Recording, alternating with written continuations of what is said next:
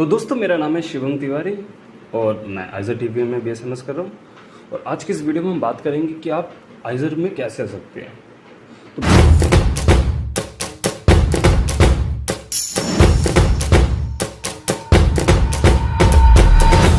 तो बेसिकली हम बात करने वाले हैं मोड्स ऑफ एंट्री इन आइजर। तो सबसे पहले जो सबसे इम्पोर्टेंट मोड ऑफ एंट्री है यहाँ पर, जिसमें 75% सीट भरती है, आइजर एप्टीट्यूड टेस्ट। ये one of the best mode of entry है या फिर one of the most easiest भी कह सकते हैं, क्योंकि इसमें मोस्ट ऑफ द सीट इसी एंट्री से भरी जाती है। इसके अलावा जो एंट्री है वे है, इसके अलावा जो मोड है वे जेईई एडवांस, जिसमें आपकी अंडर 15,000 रैंक होनी चाहिए, तब आप एलिजिबल होगी अप्लाई करने के लिए एडमिशन के लिए। और उसके अलावा KVPY जो कि अब अबोलिश हो गई है, तो 2023 के बाद इससे एंट्री नहीं होनी चाहिए। तो हम बात करते हैं सबसे इम्पोर्टेंट मोड ऑफ एंट्री के बारे में सबसे पहले, जो कि है आइजर एप्टीट्यूड टेस्ट, IAT।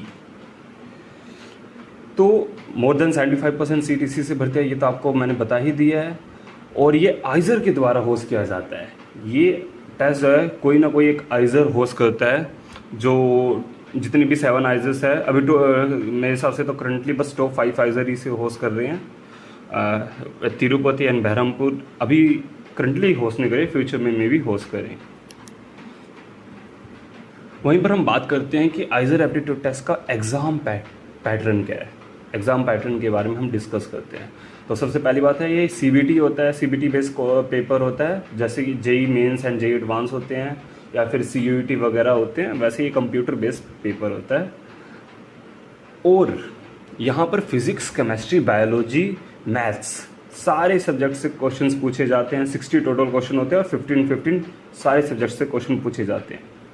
यहाँ पर सब्जेक्ट वाइज कट ऑफ अभी तक कुछ भी नहीं ऐसा है कि सब्जेक्ट वाइज कट ऑफ है। आपको सारे सब्जेक्ट्स में कुछ एक स्पेसिफिक नंबर लेकर आना है, पास होना ज़रूरी है, ऐसा कुछ भी नहीं है। आप अगर 3 सब्जेक्ट्स अपने, जैसे आप मेडिकल फील्ड से हो तो आप फिजिक्स, केमिस्ट्री, बायोलॉजी में 3 सब्जेक्ट्स में अच्छे नंबर्स लेकर आ रहे हो, या फिर आप नॉन मेडिकल फील्ड में हो तो फिजिक्स, केमिस्ट्री, मैथमेटिक्स में आप 3 सब्जेक्ट्स में अच्छे नंबर्स लेकर आ रहे हो, तो उसके बेस पे आपकी रैंक निकलेगी और उस रैंक के बेस पे आप अप्लाई कर सकते हैं एडमिशन के लिए, जो कि काउंसलिंग होती है उस टाइम। तो मतलब ऐसा नहीं है कि अगर आपके पास मैथमेटिक्स नहीं है तो आपका एडमिशन नहीं हो पाएगा, या फिर आपके पास बायो नहीं है तो आपका एडमिशन नहीं हो पाएगा। और इसके बारे में हम एलिजिबिलिटी क्राइटेरिया में भी हम बात करेंगे। तो पर आपके पास अगर दोनों है तो आपके पास कहीं ना कहीं एडवांटेज है नंबर्स का, क्योंकि दोनों कंसिडर किए जाते हैं, चारों के चारों कंसिडर किए जाएंगे सब्जेक्ट्स। आपका जो रैंक कार्ड निकलेगा उसके लिए 180 मिनट्स का ये पेपर होता है, 3 आवर्स का। और आप देख सकते हो कि नंबर ऑफ क्वेश्चंस काफ़ी कम है, 60 क्वेश्चंस। तो ऑलमोस्ट 3 मिनट्स पर क्वेश्चंस आपको मिल रही हैं, जो कि सबसे ज़्यादा है। जेईई मेंस और नीट से तो बहुत ज़्यादा मिनट्स आपको मिल रहे हैं। और जो डिफ़िकल्टी लेवल है इस पेपर का वो मॉडरेट होता है, मोर और लेस जेईई मेंस के सिमिलर होता है। लेकिन क्वेश्चंस जेईई मेंस की तरह नहीं आते हैं, ये थ्योरिकल क्वेश्चंस होते हैं। इसमें ट्रिक्स नहीं काम करती हैं, ऐसे क्वेश्चंस ये नहीं रहते जो ट्रिक्स काम हो, या फिर मेमोरी बेस्ड क्वेश्चन बिल्कुल भी नहीं आते हैं यहाँ पर, जो कि नीट वगैरह क्वेश्चंस में, नीट वगैरह पेपर्स में आते हैं। और इसके बारे में हम अपने नेक्स्ट वीडियो में बात करेंगे कि आप इस एग्ज़ाम के बारे में प्रिपेयर कैसे कर सकते हो, उसके बारे में हम नेक्स्ट वीडियो में हम बात करेंगे। वहीं पर हम बात करें कि इसमें क्वेश्चंस पर क्वेश्चंस के लिए आपको 4+ मार्क्स मिलते हैं एंड इनकरेक्ट के लिए -1 मार्क्स मिलते हैं। और अगर आप आंसर नहीं देते हो तो आपको 0 मार्क्स अवॉर्ड किए जाएंगे। वहीं पर हम बात करें कि जो रैंक कार्ड है, जो कि मुझे इस साल दिखाई दिया है 2023 में, जो रैंक कार्ड है वह सबको अवॉर्ड नहीं किया जाएगा। जैसे कि नीट और जेईई में सबको कुछ ना कुछ एक रैंक मिलती है, तो नीट और जेईई मेंस में जैसे सबको रैंक मिलती है वैसा यहाँ पर नहीं होगा। यहाँ पर आप सबको रैंक नहीं मिलेगी। यहाँ पर मोर और लेस जेईई एडवांस में जैसे एक स्पेसिफिक कट ऑफ निकलती है मार्क्स की, वैसी कट ऑफ निकलेगी और उसके बेसिस पे फिर आपको रैंक अवॉर्ड किया जाएगा। और मुझे जहाँ तक लगता है कि ये कट ऑफ में ऐसा बिल्कुल नहीं होना चाहिए कि आपको मैथ और बायोलॉजी में, ये कहीं भी नहीं लिखा है कि मैथ और बायोलॉजी की एक स्पेसिफिक कट ऑफ निकलेगी या फिर किसी भी सब्जेक्ट वाइज कट ऑफ निकलेगी। लेकिन ये कहीं ना कहीं ओवरऑल मार्क्स की कट ऑफ निकलेगी और फिर उसके ज़रिए आपको रैंक कार्ड मिलेगा उस मार्क्स के बेस पे। कुछ सिलेक्टेड बंदों को, मतलब टॉप, इन्होंने कुछ नहीं बताया कि टॉप 10,000 बच्चों को रैंक कार्ड मिलेगा या फिर टॉप 20,000 बच्चों को, लेकिन मिलेगा, ये टॉप स्टूडेंट्स को ही बस रैंक कार्ड मिलेगा। और ज़्यादा टेंशन लेने वाली बात नहीं है अगर आप या मेडिकल नॉन मेडिकल से हो, आपके पास या बायोलॉजी या मैथमेटिक्स नहीं है, तो ये ज़्यादा भी टेंशन लेने की बात नहीं, क्योंकि सब्जेक्ट वाइज कट ऑफ के बारे में कहीं वेबसाइट में नहीं लिखा है, तो सब्जेक्ट वाइज कट ऑफ नहीं होनी चाहिए।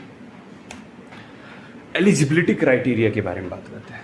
तो एलिजिबिलिटी बहुत ज़्यादा सिंपल है यहाँ पर। सबसे पहली बात तो आप साइंस स्ट्रीम से होने चाहिए, आपके पास फिजिक्स, केमिस्ट्री, बायोलॉजी, मैथ, इन सब में से 3 सब्जेक्ट्स होने चाहिए। कोई भी 3 सब्जेक्ट आपके पास है, जैसे कि पीसीएम या PCB, most of the students के पास यही होते हैं, फिजिक्स, केमिस्ट्री, मैथ या फिर फिजिक्स, केमिस्ट्री, बायो। तो आप दोनों ही एलिजिबल हो इस एग्ज़ाम के लिए और आइजर में एडमिशन के लिए। और इसके अलावा जो एक और जो क्राइटेरिया है एलिजिबिलिटी का, वह है 60% मार्क्स आपके 12th में होने चाहिए, और SC, ST और PWD वालों के लिए 55% मार्क्स होते हैं। तो ये बहुत ही सिंपल सा एलिजिबिलिटी क्राइटेरिया है।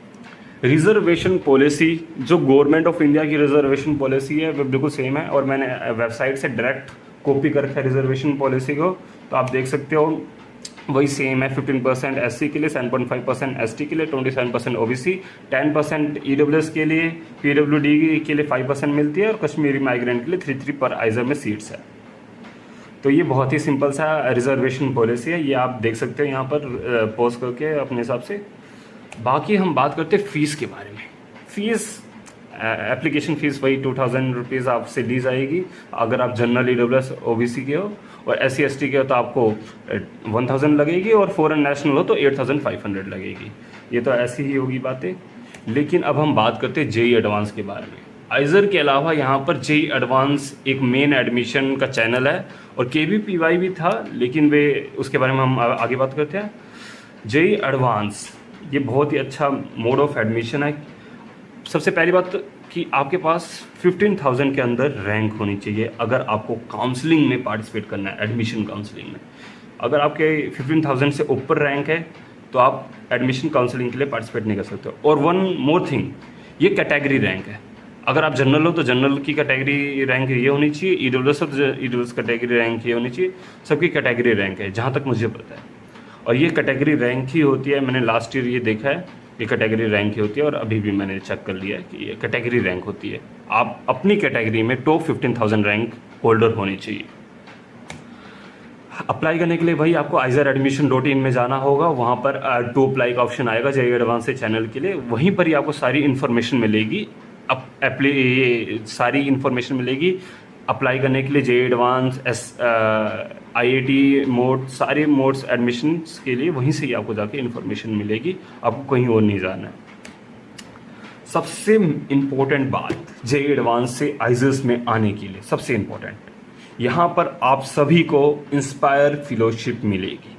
5000 पर मंथ आपके अकाउंट में ट्रांसफ़र हो जाएंगे हर महीने, सभी स्टूडेंट्स को मिलेगी। लेकिन ड्रॉपर्स इस फेलोशिप के लिए एलिजिबल नहीं है। ड्रॉपर्स इस फेलोशिप के लिए एलिजिबल नहीं है, ये बिल्कुल आपको ध्यान रखना है। इसके अलावा बात करते हैं last mode of admission, KVPY। अब इसके बारे में हम क्या ही ज़्यादा बात करें, क्योंकि ये mode of admission government of India ने अबॉलिश कर दिया है KVPY। इसके बारे में हम ज़्यादा बात नहीं करेंगे, लेकिन 2023 में KVPY ऐसे 21 स्टूडेंट्स एलिजिबल है 2023 एडमिशन के लिए, और इन स्टूडेंट्स को भी KVPY फेलोशिप मिलेगी जो नॉर्मली अवॉर्ड की जाती है। तो आज की वीडियो में बस इतना ही है।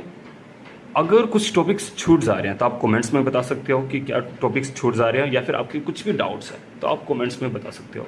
और इन्फॉर्मेटिव लग रही है वीडियो तो आप लाइक कर सकते हो, और चैनल को सब्सक्राइब भी आप अपने हिसाब से कर सकते हो अगर आपकी इच्छा है तो करने की।